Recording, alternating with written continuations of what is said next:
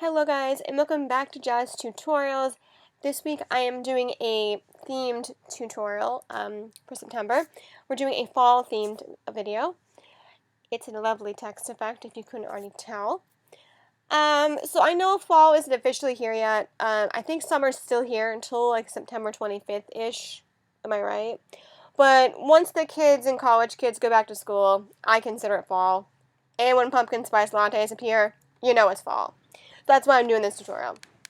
Alright, so we're doing a fall leaves text effect. I will, towards the end of this video, show you another version of this type of tutorial and why it won't be as cool. That way you guys don't go, oh hey, you could do it this way. And all that kind of commenting. Just so you know why I'm doing it the way I'm doing it. Alright, coolness. Let's get started. We're going to start making our background first because our background basically sets the whole tone of this text tutorial. So start by double-clicking your background layer and making that a layer 0. Once you've done that, double-click it again. We're going to add a gradient overlay. You're going to want to start by making it so that it's this yellow color here, yellowish, golden, orange color there, all the way fading down to the white color there. Now in mine, I did it the opposite way, so I had to hit reverse because I just wasn't thinking when I originally did this, so mine's reversed, yours will not be because you will have done it the right way, unlike me. Set your style to radial and click OK, and you're going to have this lovely background right there. Alright, the last part of our background that we're going to be using is a vector. I did not make this vector, guys, I'm sorry to say. I'm just not skilled enough like this person was. So if you made this vector, if you are the originator of this vector, you're awesome. Thank you so much. I will link below the download for this vector because you will need this to make it look awesome. It just sets the tone for this lovely tutorial, in my opinion. Download it, resize it, put it somewhere there. And now we're going to get into the main part of this, the text. So you're going to grab your type tool. And I'm using Arial Black for this because it just really works well. You could try other fonts if you want. That's up to you. But particularly, I like Arial Black for this tutorial. So go with that. And you're going to want to select a large-ish font. Well, depending upon your canvas size. If you're using like a, 1,000 by 2,000, go really big. Go big or go home. And also, it also depends on what you're typing for your text. If you're doing like a name or something, you might want to resize properly. If you're doing if I was going to do JazzedTutorials, for me, I think it would look cool if I put the word jazzed on the left and the word tutorials on the right, making the tree in the center of it, if you get what I'm saying. Well, anyway, I'm just doing the J and the T because the way I'm doing this tutorial, it would take me hours to do the word JazzedTutorials, so I'm not going to make you sit through that video, so we're just going to do the 2 initials to make it easier. So use your text and type in your lovely letters. So I have J and T, and I'm using a similar color to what I've used for my background just because it's going to really look nice. So go with this color here. It's similar. Not the exact one, shade darker. And so type your text and you'll notice how I have the tree in the dead center. Do the same for yourself, whatever you're using for your text, or if you're using initials. I do happen to think that using initials would be easier for you because it's not as time consuming. Alright, next step is going to be very involved and time consuming like I've just mentioned. You need to go to google.com. Let me do that right now for you, if my Safari will open properly. It's been not working properly for a couple of moments now, but we'll see how it goes. Oh, there we go. Okay, Safari is now opening, slowly but surely. Alright, so once you have your Safari or your Windows Explorer open, or whatever the hell server you're using, Firefox, Chrome, I don't know what you use, Google is your best friend for this, so type in autumn leaves, and you may have to type it in a different way, I'm not sure. Autumn leaves, yeah, well, you can go with this for starters anyway, but what you want to do is you want to pick various autumn leaves that are singular, like this for instance. This is one I've used. I used one of these, I believe. You're going to take this, view the image, blah, blah, blah.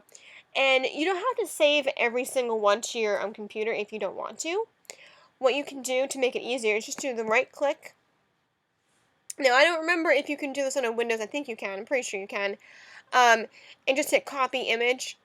And then what you'll do is you'll paste that image into your Photoshop, and you'll just resize it.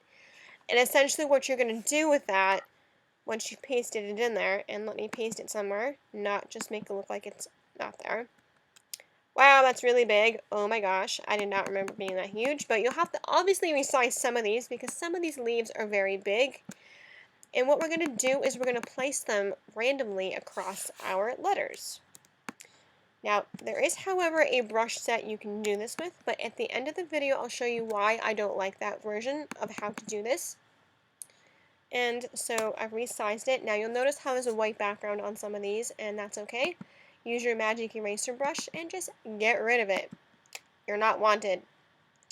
Alright, and then take that, and while zooming in on your lovely text, you will need to zoom in to do this, by the way, if you didn't already notice, because it's very intricate in placement.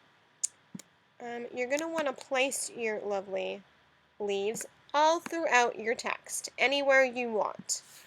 I'm going to place my first one there, and then you'll continue to do that same exact step using various different leaves throughout Google. And once you have that, once you've found all of your letters, it could take upwards of 50 layers, FYI. It just depends on how full you want them to look like. So this is what mine's going to look like towards the end. Mine's a bit pixelated, but I'm zoomed in, that's why. So once you've placed all of your letters on top of all your letters, you'll have a result similar to that. And I used various leaves ranging from green to brown to gold to orange. You name it, I used it. It took me a while to make this. And this is just doing 2 letters. It took me about a half hour because I was that involved in it. If I was to do the whole entire word JazzedTutorials, imagine the length of time I would have taken to do that. Letter by letter, step by step, layer by layer. So, with this said, you're probably thinking, well, hey, there is a brush preset that has lovely maple leaves and leaves in general in there. Why not just go with that? My reason behind that is because you're not going to get the actual leaf texture and look and feel that I wanted out of this tutorial. I know there is like a pattern overlay and all that, but to actually go in and create a leaf from pretty much scratch, it just isn't something I really wanted to do, and it just wasn't something I thought would look as good as if you did it the way that I did it. And I'll just briefly show you how I would have done that tutorial if I was doing it that particular way with the brush preset. And you'd have to go and use a gradient for that, and I just was not involved in wanting to do it that way. It just wasn't seeming kosher to me.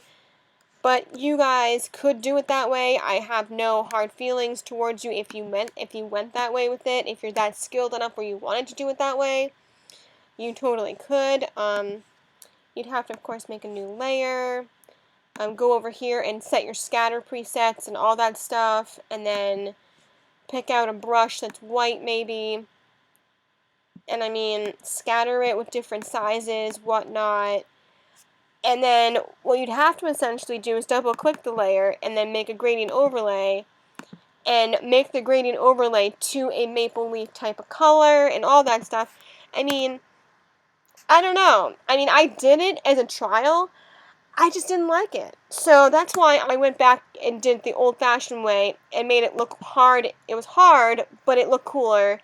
So essentially, guys, I would go with the Google way.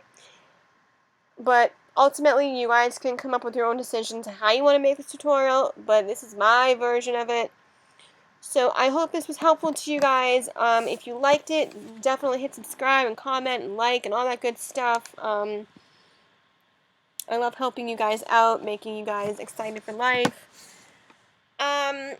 If you did like this version and want to see more videos like this, definitely hit like. If you have any comments, suggestions, or questions regarding this tutorial or anything else for that matter, Also comment below. You're free to inbox me with any questions you may have if you don't want to comment. If you have any videos you want me to make or any photos you want me to redo or something, hit me up. I'm good for that stuff. And again, thank you guys for watching, and I hope you like this. Catch you later. Bye!